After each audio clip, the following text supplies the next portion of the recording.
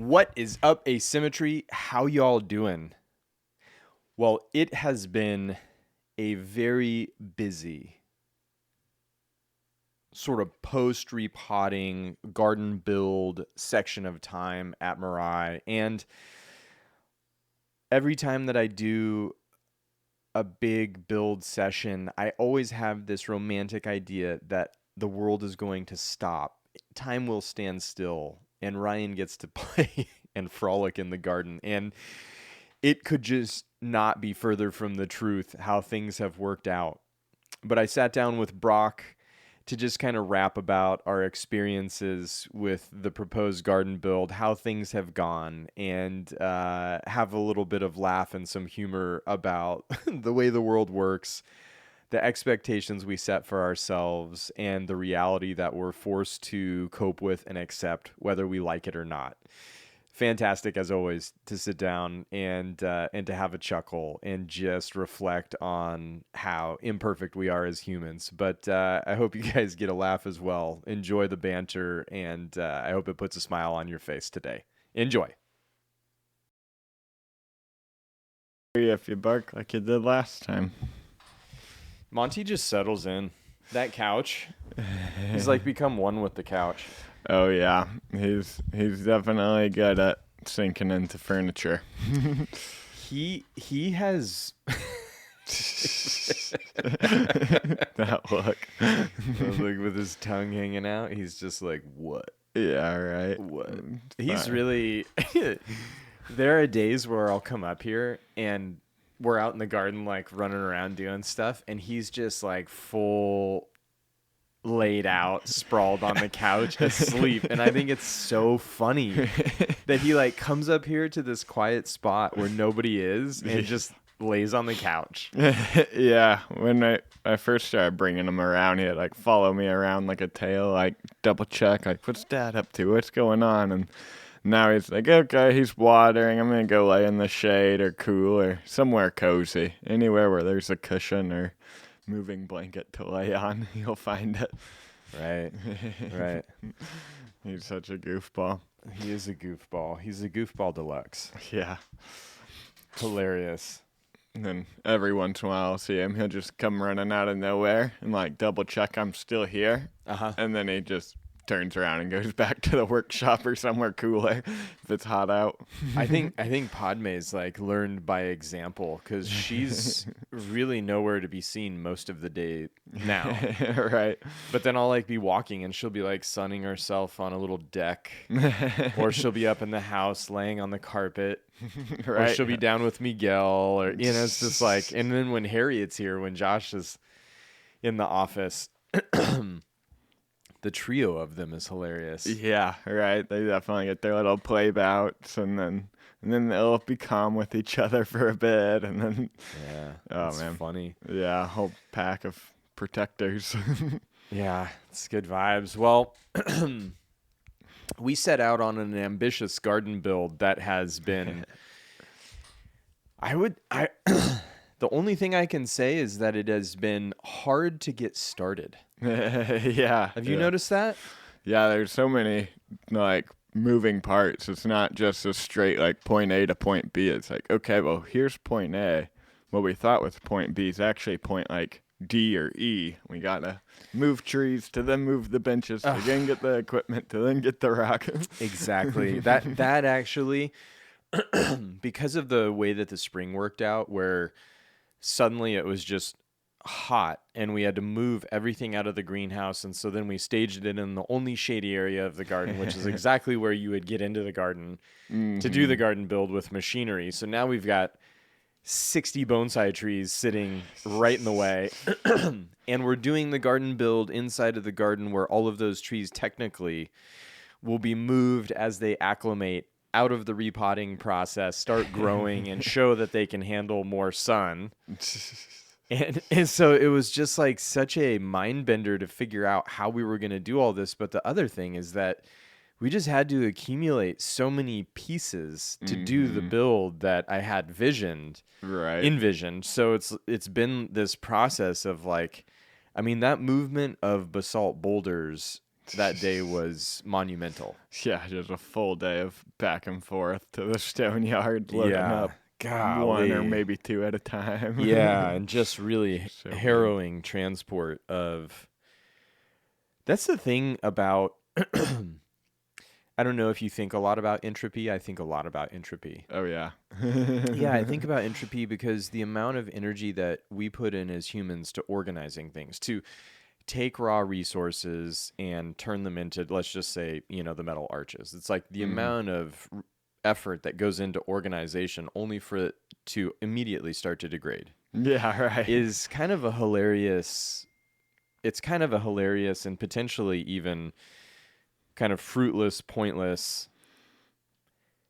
endeavor when you think about the fact that we're fighting against nature's consistent decomposition of everything, right? And so it's like, oh, I'm going to do all of this, and then however long from now, the arches will be decayed and rusted. Let's just say apocalypse happened. We're all wiped off the face of the earth, and somebody comes back in 1,000 years. They would find the concrete footing, and they would be like, "What was this person doing?" They would excavate, and they would be like, "Wow, they made these massive concrete monoliths. What could these have held?" And all of the, like hypothetical discussions of what the heck the purpose was. And there's all of this interesting geology in this one location, and it's mostly foreign geology. How did they move these boulders here, from thousands of miles away, or, whatever the discussion becomes? I think about that stuff because we look at Egypt like that, and we look at all of these ancient civilizations that we don't have any answers to how they were constructed, Right. with this mystery, which does lead me to think and wonder, not believe, but think and wonder. Was Egypt far more technologically advanced, even to the point of maybe being advanced enough that they had tools and things that they could use that are well beyond what we're conceptualizing? Yeah, right. Yeah, I mean, I wouldn't be surprised. It seems like I feel like just humans in general kind of have this like understanding and like this like baseline of like, oh, well, if I can't see it or perceive it, then it must be less than what we have. So it's like, whether that's like, okay, well, we don't see any major tools from the Egyptians, so they must have been dragging these on logs or something. And Totally. it's like, oh, well, the tree's not screaming, so it probably doesn't hurt to do this. And Totally. it's like, I mean, there's sap, which is essentially blood, and it's like, can we read the different signs of stuff? But that kind of entropy is kind of why you leaned more towards metal and away from like wood benches and stuff, right? Because the wood is such a short amount of time before it's gone up here. That's exactly it. I just, after tearing out the original benches and all the concrete footings and everything, I was like, well, I don't want to do that. I mean, it's why I moved away from wood benches, or at least wood posts in the ground. It's also why I moved away from permanent benches as opposed to mobile benches, because I was like, well, this gives me limited flexibility, and wow, the effort to get rid of all this stuff is like super intense. I mean, it looked like a minefield when Ira and I were pulling all that stuff out when we like redid the whole garden. I bet. But I was thinking about something. I was listening to a podcast about like the universe, and the podcast host was saying something, or maybe it was the guest was saying something about how wood was like this ultimately rare resource. Because if you're saying it's hard to find planets with water, or maybe it's not, I don't understand. I'm not that knowledgeable about the universe, right? But I think water is kind of like this telltale sign of the potential presence of life. It's hard to find planets with water. It's hard to find, or at least as far as we have the ability to explore, we haven't found a planet that would be hospitable to plant life yet. That would be that would be a revolutionary discovery. We haven't found it yet. But there's like all the minerals, rare or otherwise, on asteroids, meteorites, and Yeah, all other over the planets. galaxy, right? But wood is this super rare material, like the rarest of the rarest of the rarest material Yeah. that we have at our disposal or at our fingertips, however we responsibly or irresponsibly utilize it on planet Earth. And I had never thought about wood like that. Yeah, Like that's how interesting. cherished and how limited of a resource it is on the much greater perspective of the galaxy. And it Yeah. totally reframed my perspective of wood. But, Mm. the timeliness of wood's demise in a temperate rainforest Mm-hmm. does make it a material that has not a limited use, but a limited length of use. And that, when you're Mm-hmm. trying to not redo things, is really challenging. It's Yeah, like right. really a bummer. Mm-hmm. So yeah, definitely moving in the metal direction has been, I think, the right move for my lifetime and hopefully Taft's lifetime.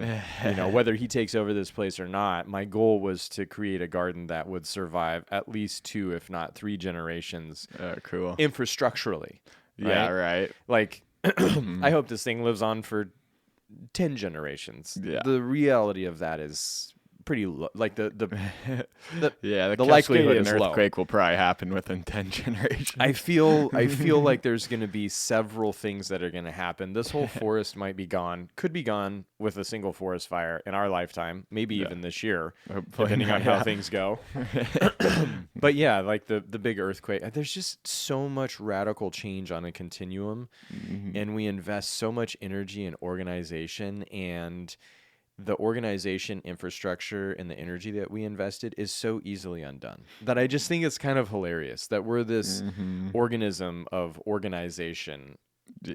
without really working with the natural protocol of existing. Yeah, right. Very, Definitely a lot of weight put on to that aspect of it. But then it's like walking around the garden on like where almost anywhere you step could be a beautiful fold out page in a high class architectural magazine. It's Right. like, okay, well, I get this. I also see why we're organizing. Right. This is sweet.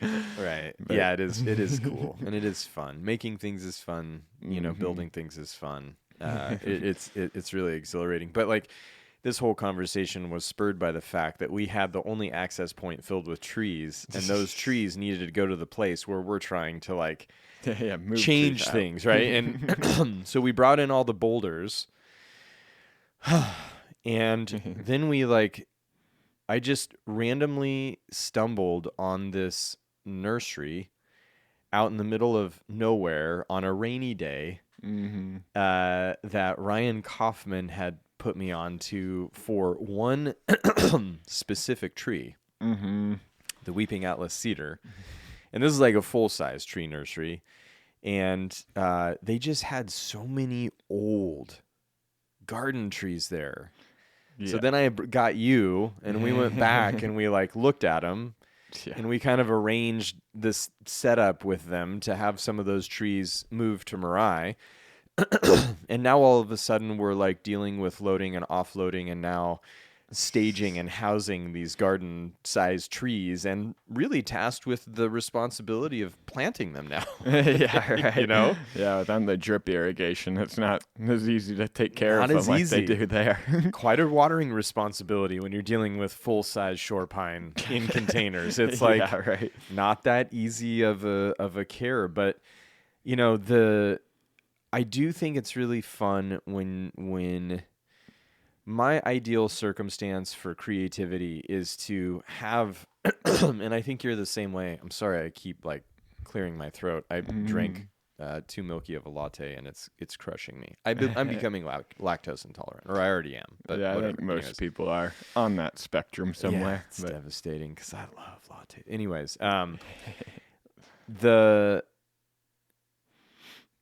getting the trees and the boulders in place, you like to have your kind of oh setup. yeah. And I think you're similar in this though. Mm-hmm. When you're gonna create something, you need a lot of. When I watched you move and I saw your van filled with all of the rusted metal pieces that you had salvaged. Yeah. And then you were telling me what Lindsay, your wife, was saying, like, wow, do you need this mini? And you're like, yes, I need this mini so that I can find the right one for the right tree when it's being repotted. Exactly. And that's exactly how I feel about a garden build. Right. It's like you can't go buy one bonsai pot to put one tree in one pot, because then you take the tree out of its pot and it doesn't fit, or the roots are different, or something's not quite right. You need like a few different pots that have a few different sizes and options and aesthetics, right? Yep. And that's a very limited circumstance of a singular tree. Well, when you're building a garden, it's like you need several rocks to have the right rock. You need several trees to have the right tree. You need several benching styles to have the right benching style. Yeah. So like a big part of the garden renovation has actually been cutting apart the benches, which are only 3 years old, cutting them apart and redesigning and reconstituting a different style of bench so that we have more than one style of bench. Yeah. And then, you know, around Mirai, there's just an accumulation of stone. So like taking stones that were in a part of the landscape where maybe they weren't serving the best function, or maybe we find a different function. So now we're dismantling a part of the landscape to form another part of the landscape.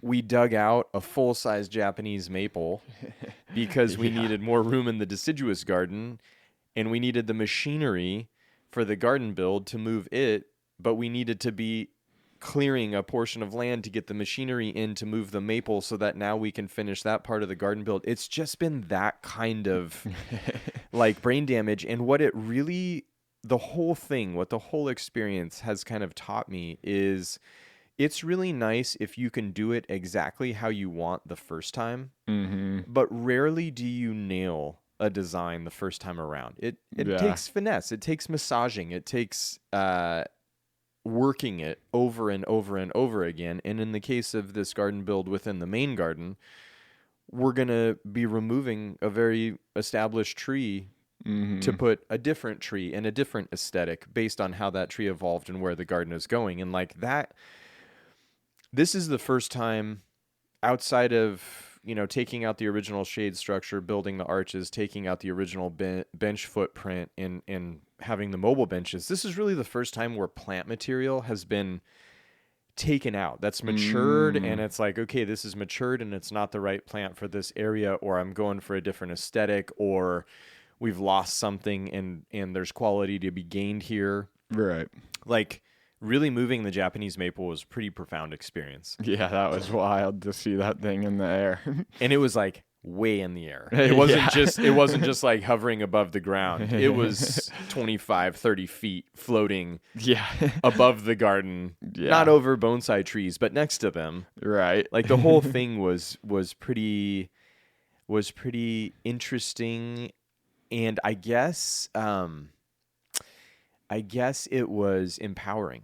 Yeah. To be able to relocate a tree of that scale, sort of put the wheels in motion of like, what else can we do? Yeah. There's like less limitation than I thought. This place is pretty malleable to be able to adjust, and that has really stuck with me. Like that's started to kind of change my idea of how do we do all this? What are we going to do? But ultimately, if I could go to metal and stone with a limited amount of wood as a surface for trees to sit on, or accents throughout the garden, as a materiality, the longevity and the necessity to do things again, as long as the design is like on point for the landscape and it functions aesthetically and functionally, stone and metal are definitely my materials of choice to not have to redo it. But I'm like also appreciating the fact that when I was building the garden initially,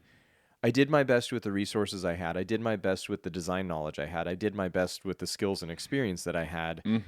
It's kind of serendipitously great that I didn't have metal and stone available, because it would be a lot harder to undo those things. Right. Now the garden, and I think the original footprint of the garden and the original design, That was that was a pretty elevated level that I was thinking at when I originally laid out the garden. Mm-hmm. Really graded the garden pads and the hillside Mm-hmm. from raw to what it is now. Like, I think the bones were totally right. Yeah. And I think most of the projects that I've added to the garden have been very right because I have to think about them so long before I get to do them. Yeah, You know? absolutely. Yeah. It's interesting how it kind of refines like a bonsai tree. Like you Yeah. created the pads and it's kind of like the primary structure almost. And then like Yeah. Bones are good now. Yeah, right. And got that set up. And now it's like, okay, well, now I might just move a couple little branches here and there and Totally. switch to the greenhouse from the top to the bottom and things Heal like that wound, Yeah. thicken that primary branch, build some more secondary scaffolding. Now we can get scale and proportion. I literally feel like that's where we're at with this garden build is we're taking the secondary scaffolding that has matured and evolved, and now we're separating pads and creating scale and proportion. We're refining, Yeah. for sure, the space. And Mhm. when we talked about the garden build originally, Yumi and Brandon, I was talking about the fact that I just really appreciate when you see a well-worked garden. And I think you see this more in Japanese gardens than other gardens, not exclusively, but I think you see it more just because there's so much documentation of Japanese gardens, Mhm. especially right now with like Instagram and social media and stuff. It's like, Right. they're everywhere. But like looking at a Japanese garden that's been worked over 100 years or so, Mhm. every single corner is pretty dialed in. Yeah, like any spot you can stop and just have a little moment at, for sure. And I love that. Yeah. I love that. I also realize how hard that is to do. Yeah, right. Keep every corner as a nice, delicate moment. Yeah. And not, And even putting in the intention into Yeah. every corner, like spreading your bandwidth. Originally we had planned on working on 2 specific areas. Mhm. Now we're working on like 5. Yeah, almost every one of them, right? Yeah. And we're working on 5 because we pulled from some, we saw potential in others, we had leftovers, overflow, necessity. Like it just kind of spider fractured. Yep. And on Saturday, I was like really feeling. No, it was Sunday. On Sunday, I was really feeling anxious because I'm like, God, I just want to be building this garden, and I've spent so much stinking time just moving trees and trying to find locations for trees and trying to clear out the access point and like get all the pieces in place to actually be able to build the garden. And the machine access to be able to plant one of those trees up by the house meant that like the infrastructure, literally the physical ground, could not support the machine and the weight of the rocks and the trees we were going to be bringing in there. So while I'm feeling this anxiety of like wanting to be moving the stone, I don't have the physical capacity to move it, not because I don't have machine, the stone, or the right pieces. The ground won't support the work, right? Like I'm going to sink into the ground and this machine is never going to come out. Yeah. So then Taft and I spent most of Sunday Wow. building like infrastructure on the ground to be able to support whatever that machine weighs. I don't know, 30, 50,000 pounds. Like to be able to support that while the ground is dry, which then it decided to rain yesterday, but Mother Nature held off just long enough for me to get that machine in and the boulders in the tree set, which was awesome. Perfect. Totally perfect. And it just exceeded all expectation for me. I'm like so jacked on that I'm ready to build this entire garden. That's how much enthusiasm I take from a singular success. Like a singular stone set where you place a 10 or 12,000 pound stone perfectly. Yeah. I can ride that momentum for a month. Yeah, I was like, let's do another. Let's go. Grab the straps. We're going back to the pile. Hit it again, baby. Hit it again. Yeah, I dug so much yesterday, hand digging. And whenever I look at a large scale dirt moving proposition, obviously your first thought is, can you get a machine in here to make it easier, right? Yeah. But when you can't, then it's like, wow, what is this going to feel like to move this much dirt manually with your hands and a shovel? And I do have to say, I freaking love it. Yeah. The dauntingness of starting is a total deterrent. Yeah. Can you get over that hurdle or not? That's always a really good question. But once you pierce the soil and you feel the mobility of it, and then you start to get a gauge like, oh, this is within my realm. I can do this, you know? Right. Yeah, we got this. And that's really all it kind of took. Like once I was like, okay, I got to do this. The rain's coming. This machine's going to get stuck if I don't set these. I always put myself in a position with a garden build of having to do it by moving a rock in so that I'm committed. No, there you go. You know, so like the boulder was in the vicinity, and now if I don't set the boulder, I'm not going to be able to get it out, get the machine. So it's like now it's go time. But it's interesting because doing that amount of digging that I did to get all of that set yesterday completely eliminated any sort of barrier to entry for any other part of the garden digging. And the interesting thing is the trees that and rocks that we're going to be setting today and over the course of this week, we have access with a machine. So there's like still going to be some hand digging to finesse it, but ultimately we have a lot more ability to move the dirt fairly easily. There is a shadow side to using machinery though. It is messy and destructive. Yeah. Whereas hand digging is like a fine scalpel. You can be very accurate and precise in the mess, in the destruction, in the aftermath. Right. And I've almost gotten to a point where I would rather take the slow, steady route and not have to fix and clean up so much than have big machines that make it less laborious, but then you have the post labor of fixing everything. Right. Like I hate that. I hate that labor of fixing. Yeah. It drives me nuts. Right. Yeah, trying to set it up to like minimize it, like how we put the tarps down around the maple before we started digging so it didn't get all in the gravel. Totally. Like, yeah, some of those few steps that if you forget just add so much more work, or they're so... It's like devastating. Yeah, right. Yeah, it adds a devastating amount of work. I mean, especially because we're going to be in the main garden trying to minimize the damage is like high priority right now. Yeah, right. Yeah, that is going to be a high priority to try and not destroy things too badly. Indeed. Yeah, I'm looking forward to it though.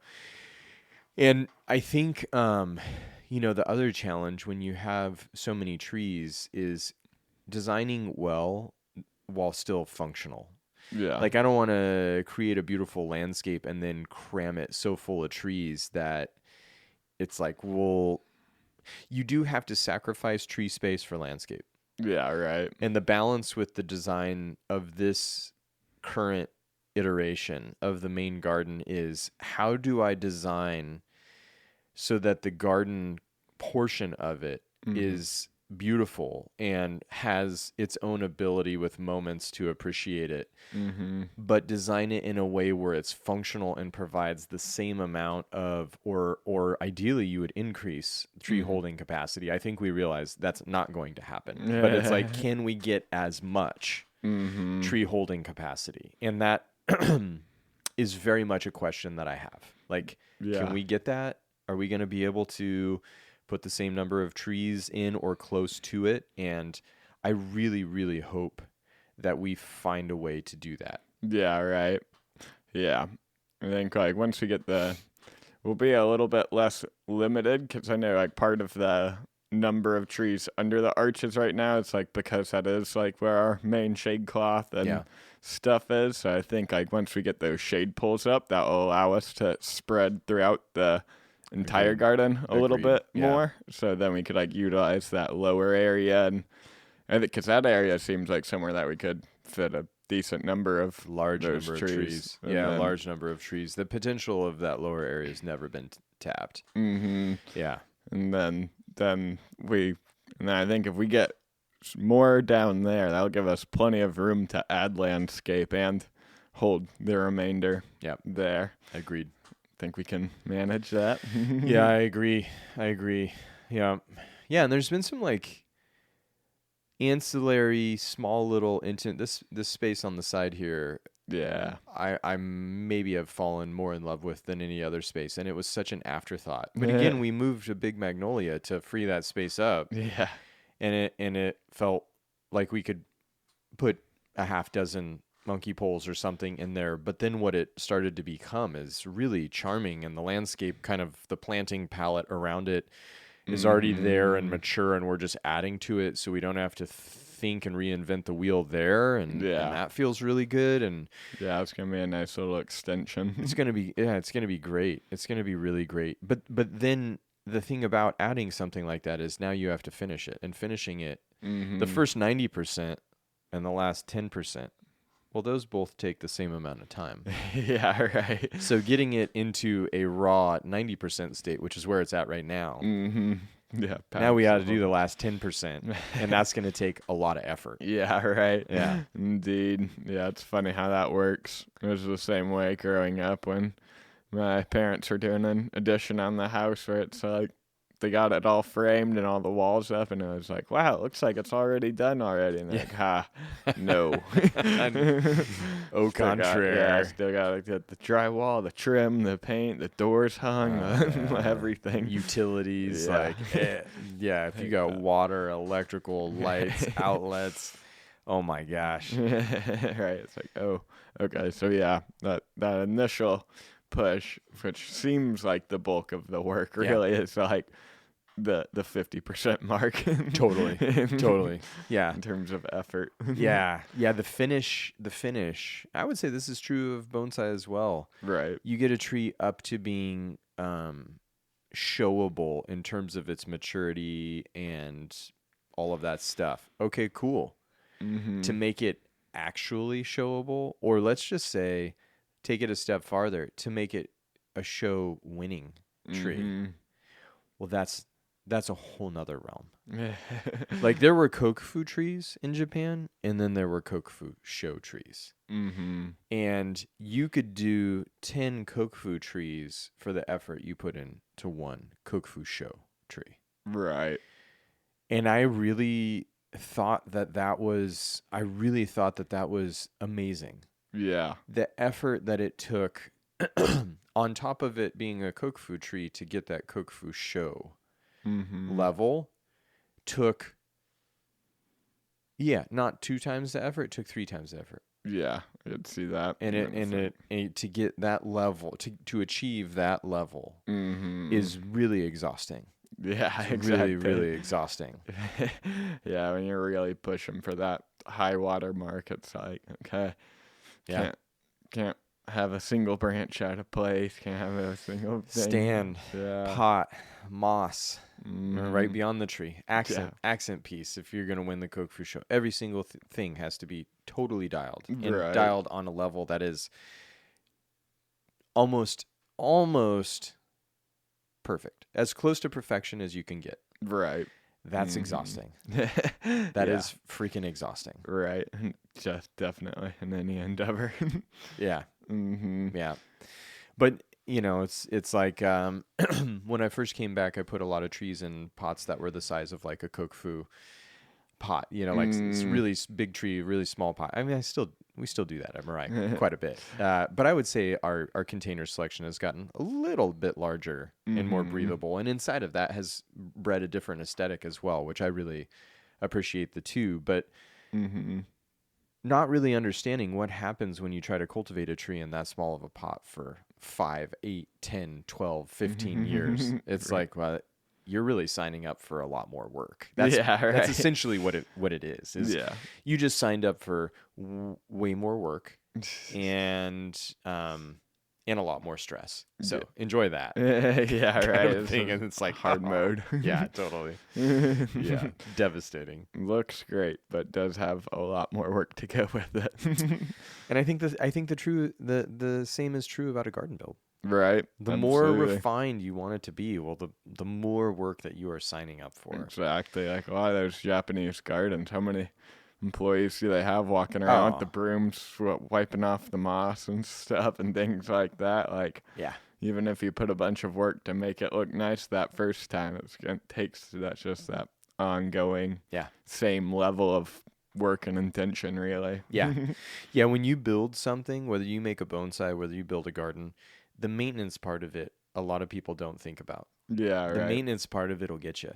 Yeah. Yeah, Hmm. especially I've talked about this a lot in the beginning of Mirai with a lot of Yamadori, and then you style it and you wait, a year for it to recover, and then you repot it and you wait a year for it to recover. So you buy it and wait a year for it to be ready, or 2 years. But at that time, Randy had trees that had been sitting around for a year or two, or sometimes even 3. So I could like buy it, and then I might get it a little stronger, and then I might style it, and then I would wait, and then I would repot it, and then I would wait. Well, that's now 3 or 4 years. Right. So it feels like I can have a lot of trees because none of them take that much work. But then when you try to go from raw primary to secondary, and then when you try to go from secondary to refinement tertiary, Yeah. the amount of maintenance and work starts to ramp up. And if you have too many trees that you got while you were in this primary phase thinking, well, this is going to be just fine, it's not. Yeah, right, exactly. That's kind of where I've been getting. It's a few of my trees start to get more towards the secondary and tertiary realm at home, where it's like, oh, it's going to take me a while to prune this juniper back. I better Right. really drink some coffee on my way home. Carve out some time at night. Yeah, exactly. Yeah. I used to have that when I would work on trees in my apartment at night too, because I had trees out on my balcony in Japan, and I would leave Mr. Kimura's at like 11:30 at night, and then I would work on my own tree till like 3 or 4 in the morning, and then I was back at it at like 6 or 7. It was Right. it was a pretty common night in Yeah. Japan for me as an apprentice. Yeah. Right, just can't stop, won't stop. Yeah. Yeah. Well, that's kind of what it takes. Exactly, A right? bonsai kind of demands that hunger Yeah, right. and desire to be doing this art and craft that we love. Like, if you're not doing it, you're not going to accumulate the skills, you're not going to accumulate the experience, you're not going to Yeah. accumulate the tactile information. Yeah, you're gonna waste a season or 2 on your tree just because you're like, I'll get around to that, and then Yeah. you don't, and now it's growing, and it's like, man, all this growth could have been putting wood Directed. and Yep. putting wood and tissue where I wanted it, not Yeah, just need thicker gauge this fall now. totally. Yeah, absolutely. I think that is every missed moment of work prolongs and extends that tree not getting to where it can go. And that Mhm. is really over the course of time, when you see the cumulative effect of doing it versus not doing it, Yeah. you realize, wow, if I had gotten to all of the things that I wanted to or could have gotten to, if I hadn't Yeah. made excuses, if I had made better choices, if I had allocated my time, or maybe, Mhm. like you and I are talking, if you just forewent some of the creature comforts, and I would say sleep is not a creature comfort. It's like an absolute necessity for survival. Right. So it's like not really the thing to be sacrificed, but getting to those seasonal markers on your trees is what allows your trees to then move forward with that push in that direction and direct their growth in a way that you want it. Yeah, That's right. functional for that tree. Exactly. And it's the same with a garden. Right, precisely. The Yeah. longer that you wait, one of my historic Achilles heels is doing the hardscaping, the stone, the metal, the dirt work, the earthwork, but not getting to the planting. Because where we get, without irrigation in the landscape here in Oregon, where we get inevitably, if I have this blip of time in May to really do this kind of work, we're on the cusp of the heat and dryness of summer already. Yeah. And last year, the heat and dryness happened, and I couldn't even prune the garden trees because I didn't want to sunburn all the maples and like Right. toast all these trees I've been working.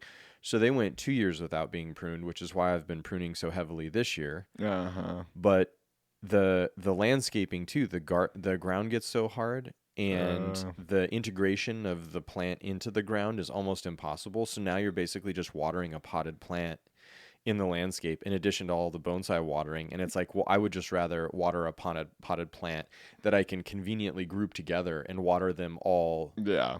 so that I'm not having to work all over the garden watering all of these freshly planted plants. Yeah, right. So it's like there are definitely those aspects of landscaping and stuff that are tough, and it's Yeah. tough to maintain a perennial in a, you know, 2 inch or 4 inch or 1 gallon container for more than a few months. I mean, it's Yeah. doable, but it's not ideal. That plant needs to go into the ground Yeah, the sooner the to better have with success. those, Yeah. right? Yep. So Yeah. it's just like, oh man, Yeah. so much so much labor and so much work and so many steps to the process, and so many points where you can celebrate the victory and that will derail finishing that last 10%. Yeah, right. So I'm pretty determined to, and this was part of why I wanted to, this is part of why I wanted the garden design to be a behind the branch episode, Yeah. because then I have to finish it. Yeah, right, You know, exactly. and I don't like it. I don't like the discomfort that it causes me, but I do like the obligation or the commitment, Right. where it pushes me to do those things that I might forego till next year. Yeah, You know? sometimes I'll use that as a technique where it's like, okay, if I tell somebody I'm going to do this thing that I'm not positive I'm going to do yet, then I have to do it. Kinda 'cause gotta do it. I said I was going to, so. You're bound now. Yeah, right. Yeah, you're bound by it now. Uh-huh. But, so, sometimes it's, maybe not the healthiest way of forcing yourself to do something. Maybe it is. I don't know. There's probably worse ways to do it, but Probably. I definitely take advantage of that too. Sometimes it's like, how can I make this an obligation so I can't get myself out of it? Totally. Totally. Mhm. Yeah. Yeah. Anyways, sort of this mid garden build check-in, Mhm. and honestly, we haven't really built that much of the garden, but we've done a lot of the work to be able to build the garden. So I guess every year and every garden build is a new experience, but this has certainly been different than anything I've experienced to date. Yeah. I mean, let's see here. We did 3, 6, 7, 8, 9, 10, 11, 12. I think we've set like 12 or 13 stones already at least. So, but that's kind of been scattered throughout in like these different areas in the pockets when we get cut up a few benches. So it's like we've kind of done pieces of a lot of the different projects. It's true. And it's kind of like we're getting to that point where we just need to do those last 10% here and there, and then it'll be like, wow, we got a ton done. Yeah, all yeah. of a sudden, We right? crush. We're about, yeah, the momentum is ramping up because now we're about ready to start really moving into really moving into some critical pieces Yeah, that are going to make it exactly, feel right. that are going to make it feel really good. Yeah. Mhm. Yeah. I mean, it's just a matter of putting our boots on and staying organized and getting it done. Mm-hmm. I also really struggle. I don't know if you struggle with this. I struggle with my ambition being a little bit, your eyes are bigger than your stomach. My ambition being a little bit bigger than um could I say time availability, or maybe Yeah, physically possible. yeah, like Mhm. I think, and there are times where I can enter a state of, because building a garden, I hit flow state Mm-hmm. like Yeah. consistently. Right. Which is probably why I love it so much, because I Mm-hmm. love that feeling. Once it's built, it's like, oh, this is nice to look at. But honestly, it was about the focus of building Yeah. that I right. really am seeking. And same with bonsai, Yeah. the process of designing or repotting. Like that's really what. But like looking at them afterwards, it's like, oh, that's cool, that's interesting, Yeah, that's right. exciting. But it was actually that process that I cared about. Yeah. If I can enter that flow state, I can exceed my anticipated output Right. pretty consistently. Mm-hmm. But if I'm pulled in too many different directions, or if I'm thinking about too many different designs, or I'm thinking about too many different things at once, I'll Yeah. never enter that flow state. And consequently, my allocated time, my perception of what's possible in any given moment Mm-hmm. is always on the optimistic side of hitting that maximum rate of creative and physical productivity.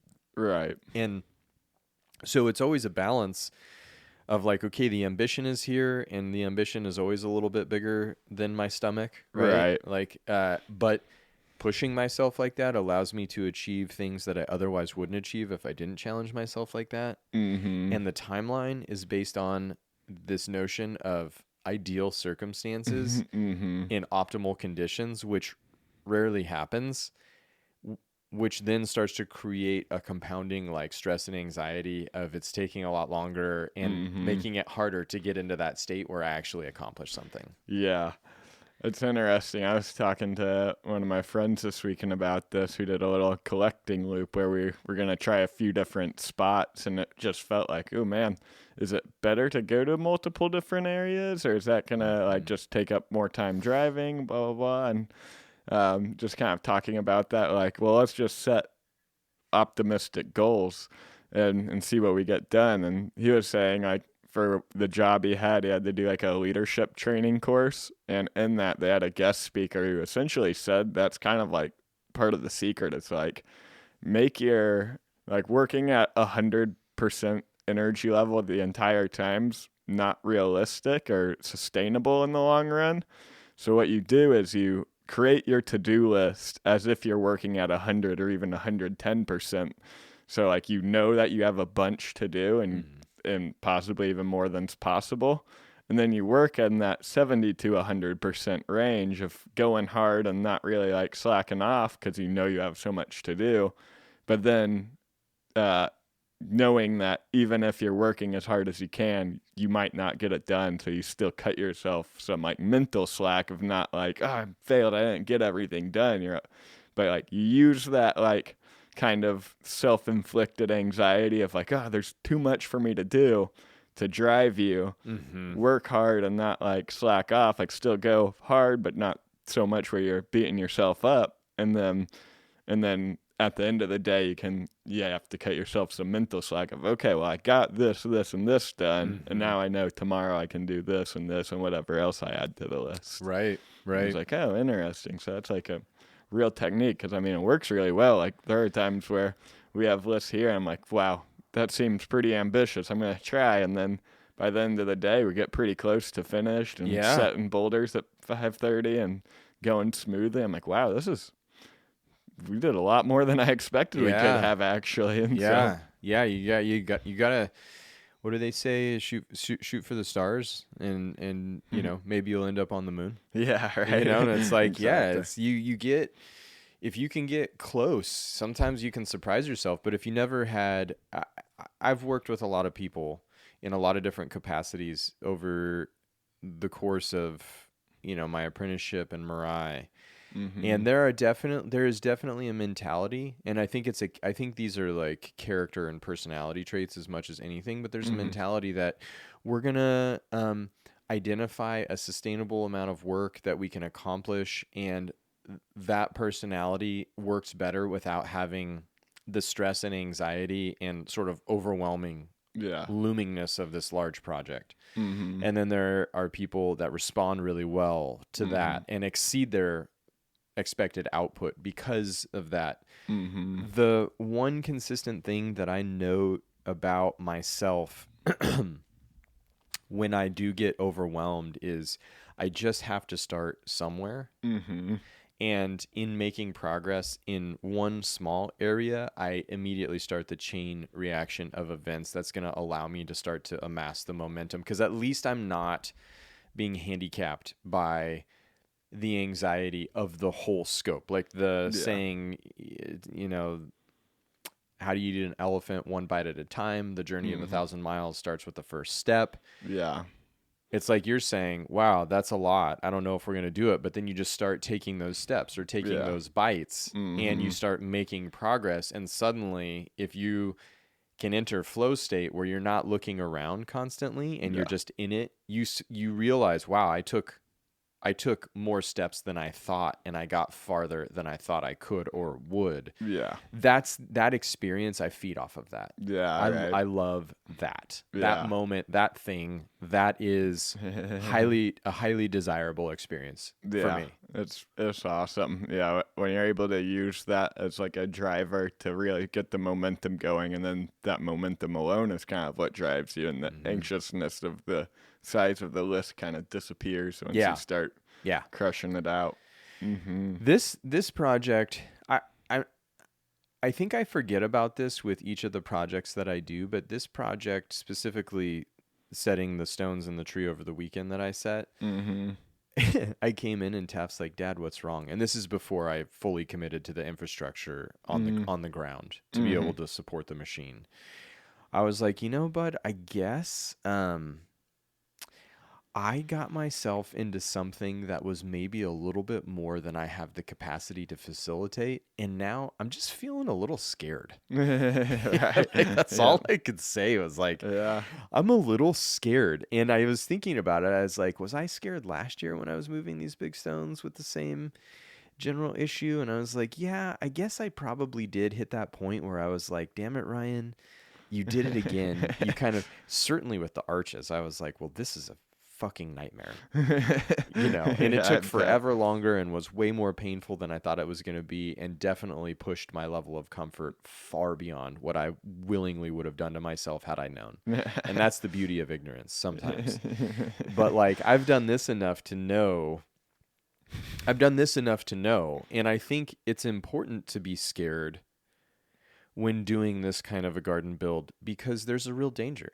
Oh There's a real yeah. danger to destroying what we've built already. There's a real Yeah. danger to destroying the machinery. There's a real danger to getting hurt Yeah, right. physically, Yeah, absolutely. And I was thinking about all of that. And that's when I was like, how do I overcome this fear that I'm feeling right now? And I was like, I've got to give myself the confidence by creating a rock solid infrastructure Mm-hmm. to support this so that I'm not worried about that and I can actually focus full bandwidth on pointed execution. Yeah. Yeah. And that was a real breakthrough of conscious methodology to get past those uncomfortable personal limitations of your voice inside yourself saying, Mm-hmm. you shouldn't be doing this. You Right. can't do this. Yeah. You got in way over your head. Everybody knows, anybody who's tried to do anything knows that feeling in that moment Mm-hmm. where all of that uncertainty and your confidence breaks and that uncertainty comes flooding in and you just go, oh shit, I shouldn't have done this. Yeah, right. Oh Like, everybody man. knows that feeling to whatever Mm-hmm. degree they know it. We all know it. Mm-hmm.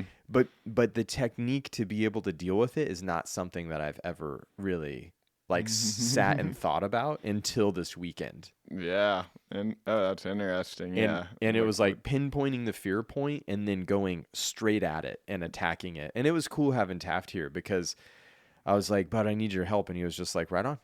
Let's rock and roll." He like Yeah. put Right. on some gloves and he was like, "I'm here for you. Let's get it done." It was pretty Nice. boss. Yeah, it That's was pretty bad. It was pretty awesome. badass. Hell yeah, Taft. And then after that point, it was just game on, Right. And he was like, "Oh, you're gonna be digging that much and moving stone? You know what, Dad? My knees kind of hurting me, But like, he got me as far as I needed him to get me Yeah, to right. just get over that hump, and then it was like game on. Let's go get some work done. Yeah, And it wa- there you and it go. was freaking sweet. It was totally sweet. That's great. Yeah. Yeah. Do you aspire to build your own garden at some point? Yeah, I mean, I think that would be pretty sweet. I mean, like, it's definitely been super eye-opening, like, being here and, like, seeing the intentionality behind every moment and how much that just adds to experiencing life and experiencing the trees and Yeah. in the space. And so it's definitely, like architecture was never something I really paid that much attention to. Like if I saw a cool picture, I would know it. But like being in an actually like architecturally profound space is like a whole nother level, and it's like definitely inspired me a bunch. So yeah, still never know what the future holds, but I mean, I hope that someday it looks as cool as this place for sure. Yeah. I definitely spent like all weekend at my place, or at least yesterday when I was back home. I just wanted to be outside. I was like, I'm just get antsy sitting down. And so I was like, even though it's raining, I'm going to go rearrange my garden. I have some trees in too much shade that I need to get out of there. And so, like, it was just going to be like, move that one tree in this one little table for that tree. And then I was like, well, while I'm here, let's move. I actually want this over there. And started doing the whole thing and made it much more aesthetically pleasing to, like, whereas I'm walking from the gate to the door, I can get different spots where I can view that tree from the front, which is another thing I learned from here. It's like you don't just have like rows of benches and you just rotate your trees. It's like you get to see the front of your trees like almost anywhere in the garden because and when you need to rotate them, you find a different bench that has a different orientation or monkey pole, so that way you're still looking at the front. I was like, I've taken that idea with me for sure. So that way.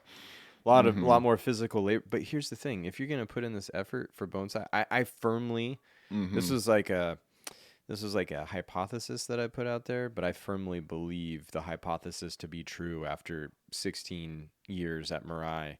If you can't stay in love with your tree, you're not going to do what it needs. Yeah. You're not going to meet. And here's the thing, reactively meeting its needs, you're already on your back foot. Right. Proactively meeting its needs, you got to be in love with it. And to stay in love with it, you got to be seeing it looking beautiful. Right. Yeah. That is the name of the game in bonsai. That's also the name of the game in a garden. Yeah, I can see that. You've got to be in love with it. You've got to be in love with the space. And if you're not, then you got to figure out how to fix it. And it doesn't have to be the thing about gardening. It doesn't have to be expensive. It does not. Yeah. Native local plants. I mean, there's a big vine maple right to the right of the house, that massive vine maple that cascades off the hillside. I mean, I dug that right out here, like literally out of the woods, like 200 yards off the property. Perfect, yeah, right? Yeah. Like, it doesn't have to be. I repurposed so many of the trees that were around the little cabin at Mirai. The rhododendron over by the Cortin wall in the display area by the redwood greenhouse. That thick. Yeah, I just moved that from the front of the house down there. That was a total nightmare to dig and move. That thing was so heavy and so gnarly. But like those things allow you to adjust your physical space in ways that really enhance your experience living there. And I really, really love that. Yeah, it definitely makes a big difference when you're in a intentionally planned out space and stuff. Game changer. Yeah, right. Game changer. Yeah. No doubt. Yeah. I would be lying if I said I'm not like slightly apprehensive about setting the poles for the shade structures because those again are so big. Right. I mean the weight of those poles. Yeah, they're tall. The size and the scale of them is slightly concerning. Right. Yeah. Yeah. And that's one that might be worth it sooner rather than later, biting that off because they're sneaking in too. Yeah. We've already had what did it get up to that one day? Like 82 or something? Yeah. Low 80s when you haven't even seen 70s yet. Yeah. And everything's in soft, fleshy spring growth is tough to deal with. Yeah. Mid-July when everything's hardened off, it's like not nearly the same. That's a cool day in mid-July. Yeah, that's like a nice day because you know the mid to high 90s or even low hundreds are going to be hitting you. But I feel like June, we're going to see we'll see 100 degrees in June. I believe we might see a lot of 100-degree days. They're predicting a really hot summer for us here. Yeah, that's what I've heard. Yeah. That's and that sucks. Yeah, that's super El Nino or whatever they're calling it. It's definitely a bit intimidating going into the year. It's pretty fatalistic, though. They're calling for like a climactic shift in the drama of like could cause a permanent. I'm so exhausted. They might totally be right. It might change the world for forever, and we might be totally screwed with this El Nino that's coming this year, or but it's like the climate change discussion is so difficult because it's like it's changing, we're all feeling it changing. The outlook is dire, if not completely catastrophic, and borderline apocalyptic, if not apocalyptic. When do we start talking about solutions? And it's not like, let's all stop driving our car. Yes, no, that would have helped 40 years ago. Got it. Yep. Built And there's the correct infrastructure. don't get me wrong. There are so many things we could be doing differently. Yeah. We're already in it though. And yes, if we continue doing those things, it's only going to make it worse. I don't know really. The world is slow to change because there's however many billion people on the face of Earth right now. Yeah. And not everybody's thinking the same thing or has the same motivations. Yeah. So it's like, so what do we do Yeah. about this oncoming apocalypse? Right. That's like the perspective I'm trying to take. Yeah. I know it's really tricky when it's like trying to really think about it as an individual. It's like, okay, what can I change in my life that's really going to help and make a difference, and how can we also do this in a way that helps society have these same questions? Because the truth is you could stop eating meat and ride your bike to work every day, but if the infrastructure and the systems aren't changing, then you have definitely lowered your carbon footprint. But which I do think is the ultimate way that all of this changes is everybody does their part. Absolutely. Right? Yeah. Like everybody does their part. Yeah. But everybody's a hypocrite. Yeah, right. At the same time. Yeah. How many me I drive an hour each way to work. Yeah, Greta Thunberg or whatever her name is yeah. You know, she's flying on private jet. It's like, yeah, right. Whoa, what are we doing here? You know, but like she needs to do that to get to where she's going to promote this other thing. And it's like, okay, so we all recognize that there's like hypocrisy and sacrifices to the purity of what you're saying, or for the nature of the cause, or just for general like existence. We created a infrastructure that demands that we be highly mobile. Yeah. At a point where we didn't know the repercussions of that mobility, or at least the general population didn't, whether people at the top did and chose not to share that, whatever. We are where we are, right? Mm-hmm. And so it's like that infrastructure and that system, man, we're in deep shit now. Yeah. Yeah. It's because you can't just easily change that without, again, leaving a massive carbon footprint in the process of changing it. Right. And who knows if we're changing it in the right direction to actually solve the problem. Yeah, right. That's always the question. It's like, man, do the pros outweigh the current cons? And how will this age? Yeah. Over time. It's really wild. And so I don't feel like we're burying our head in the sand playing with tiny trees or like doing what we're doing here, but I definitely think like moving more away from it's like the same thing that I just talked about with being afraid and then confronting the infrastructure that gave me confidence. I feel that moving forward for whatever endeavor, it's like, how do we create the infrastructure to the best of our ability within reasonable limits to be able to weather the consistent change that's coming. And certainly shade structures here at Mirai are how we're going to do that, you know, with this place. And also, you know, mitigating fuel, because forest fires now at this point are a real thing in the Pacific Northwest as well as anywhere else, you know, and we're surrounded by giant trees that can burn real easily. Oh yeah, definitely. That is a big part of it, is like, all right, well then let's get out there and let's reduce our you know, susceptibility or our exposure as much as we possibly can. Right. Yeah, I definitely get that. More so, like, you know, they have like seasonal defective disorder or whatever they call it up here, where it's like, for most people that's like, oh, it's getting dark and rainy, I'm feeling depressed. For me, it's like, oh god, it's getting warm and sunny, I'm feeling anxious. Totally. I'm like, exactly. God. That's exactly what it is. Isn't that weird? Yeah. I wonder, had I never left Colorado, like, you know, when I went to school in California, left Colorado, grew up in Colorado, left school for California and then to Japan and then to Oregon. I always wonder, had I never left Colorado, would I be as afraid of impending heat and dryness as I am living in a place where 6 months out of the year it's wet and rainy, and you feel as a bonsai practitioner to some degree buffered and protected, Right. right? Like I feel, Mm-hmm. and then when the heat intensity comes, Mm-hmm. it's a real sledgehammer here. Yeah. Maybe because you don't have the infrastructure, because for 6 months out of the year, shade is like the most ludicrous idea ever because you don't have enough light, you know? Yeah, right. Or like because the trees respond poorly because they're used to this soft, supple, fleshy, high moisture environment, and then suddenly Mother Nature's just like, no, you know, and it's like a laser beam of high intensity sun, because the spring and fall sun here is mega intense. Yeah. Yeah. Being this far north, it's far way. Colorado had intensity because of the elevation. Mm-hmm.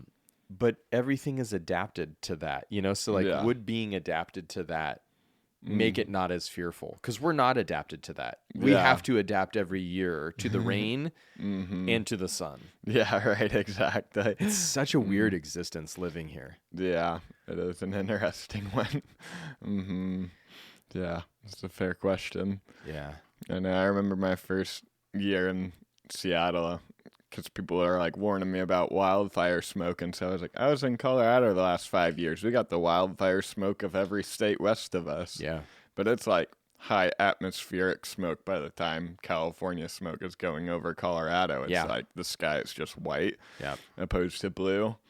Where that first summer I was in Seattle, I think we had like 3 or 4 days where we had the worst air quality on the entire planet. Yeah. Where it's like you couldn't see the skyscraper 3 blocks away. Yeah. Like the app says it's a sunny day. I'm looking up at noon directly where the sun is, and you can't even see the white circle of the sun. Like it is straight up too much smoke for the sun to penetrate at all.